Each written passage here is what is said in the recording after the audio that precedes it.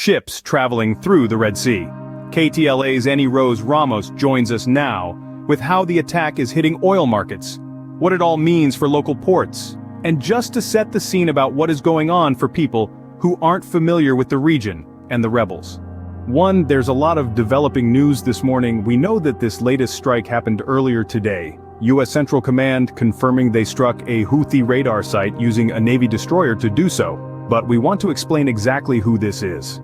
These are Iranian-backed rebel groups based in Yemen. They have launched dozens of attacks on commercial ships in the Red Sea since the war between Israel and Hamas started. Now, Western forces are taking action, starting on Thursday when the US and UK struck 28 separate Houthi sites in an attempt to disrupt their ability to fire upon international shipping lanes in the Red Sea.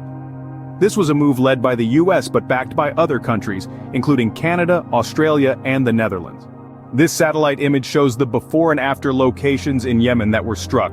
The US-led strikes targeted radar facilities as well as facilities used for the storage and launch of drones, cruise missiles, and ballistic missiles. The Houthis are vowing their forces would respond. The national security spokesman John Kirby speaking more about the strikes. And again, a war with Yemen, we're not interested in a conflict of any kind here. That everything the president has been doing in trying to prevent any escalation, including the strikes last night. Now in Yemen, on Friday, thousands took to the streets after the first wave of US-led strikes, protesting in solidarity with Gaza, all raising large Palestinian flags and chanting, "God is great, death to America, death to Israel." Now, when the Israel-Hamas war started on October 7th, the Houthis declared their support for Hamas and said they would target any ship traveling to Israel or leaving the country. And since November, the Houthis in Yemen have attacked at least 27 ships in the Red Sea.